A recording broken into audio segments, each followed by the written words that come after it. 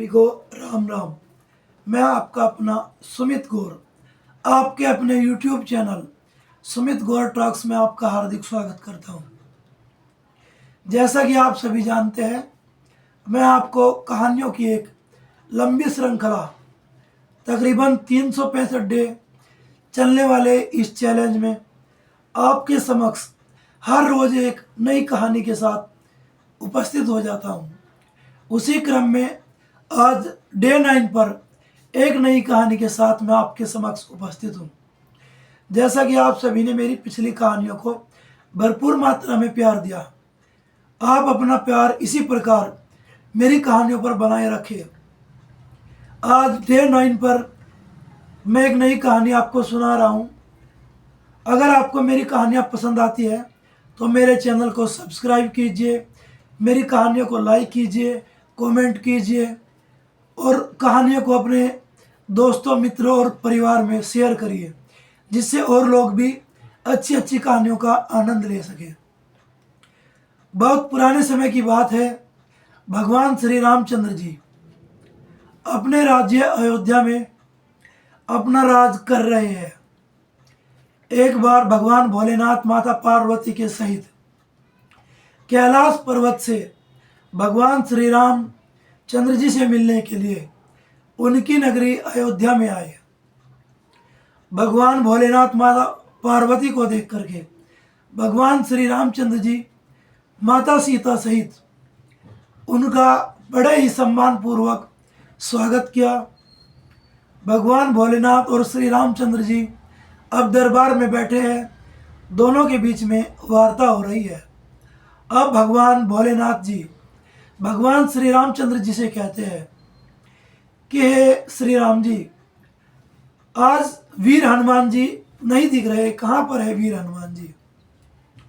अब भगवान की प्रेममयी बातें सुनकर श्री रामचंद्र जी कहते हैं कि हे बाबा भोलेनाथ, श्री वीर हनुमान जी पास में ही बगीचे में है, मैं ज़्यादा समय बगीचे में ही रहते हैं।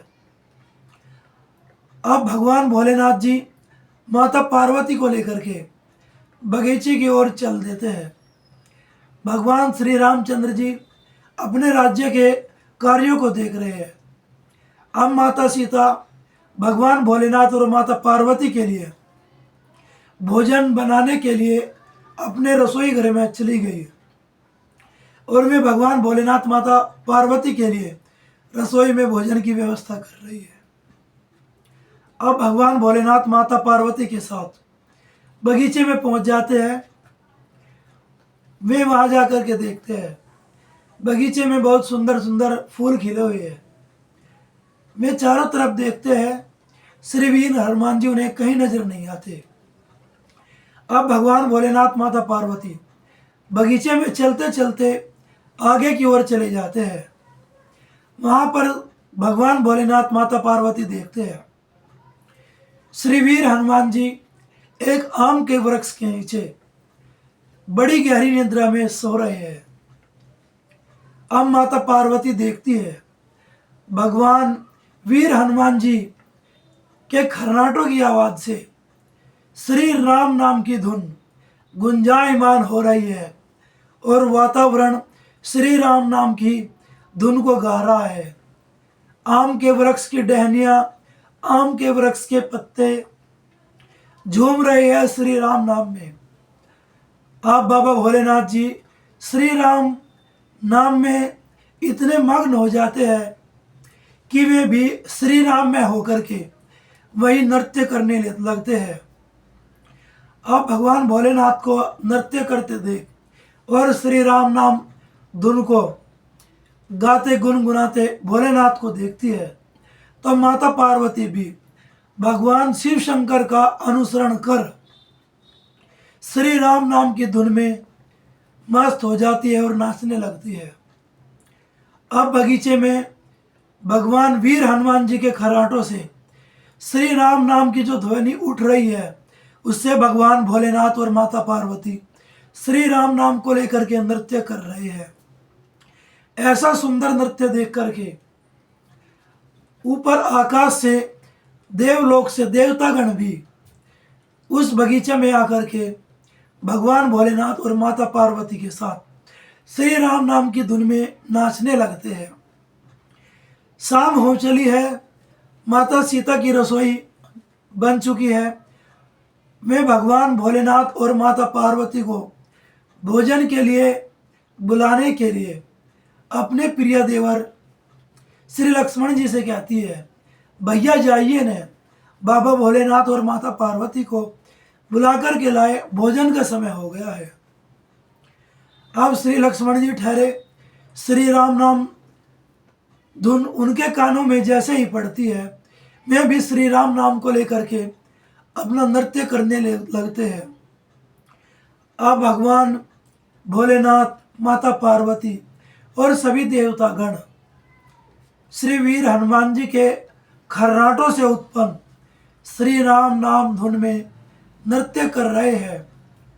उधर लक्ष्मण जी भी रास्ते में नृत्य करते करते बगीचे तक आ जाते हैं। बगीचे में आकर के देखते हैं, हर तरफ चारों ओर पुष्प भी नाच रहे हैं, वृक्ष भी नाच रही है, लताएं भी नाच रही है।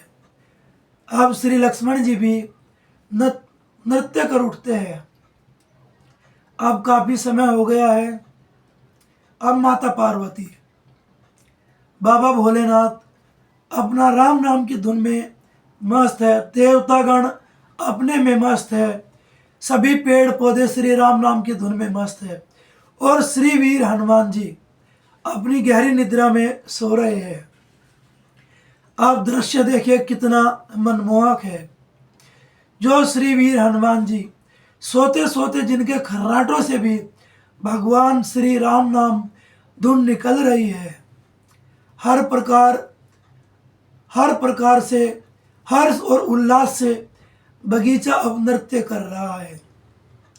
अब माता सीता भगवान श्री रामचंद्र जी से कहती है कि हे नाथ, भैया लक्ष्मण को गए हुए भी बहुत समय हो गया है, चलकर देखिए न क्या बात है। अब भगवान श्री रामचंद्र जी माता सीता के साथ बाबा भोलेनाथ और माता पार्वती और लक्ष्मण जी को बुलाने के लिए जैसे ही बगीचे में पहुंचते हैं, देखते हैं श्री राम नाम की धुन में सब नृत्य कर रहे हैं। भगवान श्री राम जी अब आत्मविहल हो बड़े ही उच्च मनोरथ के साथ श्री वीर हनुमान जी के समक्ष बैठ जाते हैं और उनके सर पर बड़े ही प्यार से हाथ फेरते हैं और वे भगवान श्री वीर हनुमान जी को जगा देते हैं। अब जैसे ही श्री वीर हनुमान जी अपनी निद्रा छोड़ करके उठ बैठते हैं, देखते हैं पूरा माहौल एकदम से शांत हो जाता है। श्री राम नाम की जो ध्वनि निकल रही थी वह अब शांत हो चुकी थी। अब भगवान श्री रामचंद्र जी माता सीता सहित बाबा भोलेनाथ और माता पार्वती से प्रार्थना करते हैं, हे प्रभु चलिए ना, भोजन लग चुका है, चल करके भोजन कीजिए। अब भगवान भोलेनाथ माता पार्वती महल में आ जाते हैं। रसोई के समक्ष भोजन की व्यवस्था हो रखी है, भोजन की वेदी पर भोजन रखा है। भगवान जी आकर के बैठ जाते हैं भोजन के लिए। अब भोजन के लिए एक लंबी कतार लगी है। पहले बाबा भोलेनाथ माता पार्वती, उनके बाद में देवतागण बैठे हुए हैं, फिर अयोध्या के जो बड़े हैं, जो बूढ़े हो चुके हैं, जो श्री रामचंद्र जी की माताएं हैं, माता कौशल्या जी में भी वहीं पर बैठ जाती है भोजन करने के लिए। अब भगवान श्री रामचंद्र जी श्री वीर हनुमान जी से कहते हैं कि वीर हनुमान जी आप भी बैठ करके भोजन करिए। भला ऐसे कैसे हो सकता है कि सेवक भोजन कर ले और नाथ भूखे बैठे रहे। फिर भी श्री रामचंद्र जी हनुमान जी को बोल देते हैं कि बैठ जाइए, आप भी भोजन करिए। हनुमान जी बार बार मना करते हैं कि नहीं प्रभु, पहले आप प्रसाद पा लीजिए। जो भी आपका बचा कुचा प्रसाद होगा मैं तो उसे ही ग्रहण करूँगा। लेकिन माता सीता के कहने पर श्री वीर हनुमान जी भी लाइन में बैठ जाते हैं।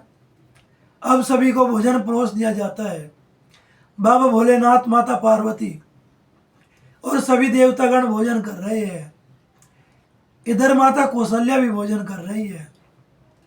बराबर में बैठे वीर हनुमान जी भी आप भोजन करने लगते हैं।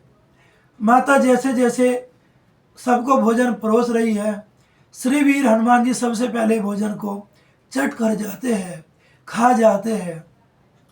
अब माता सीता देख कर के चिंतित हो उठती है और प्रभु श्री राम से कहती है कि आज तो वीर हनुमान जी को अति भूख लगी है।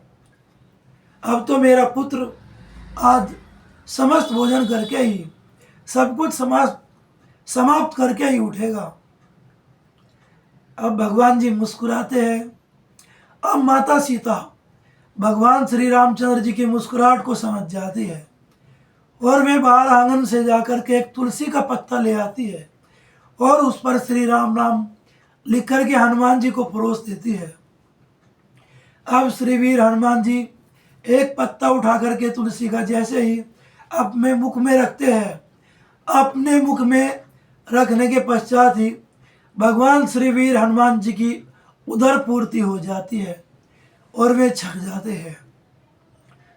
जैसे ही श्री वीर हनुमान जी छक जाते हैं, वहाँ पर बैठे सभी देवता भी छक जाते हैं।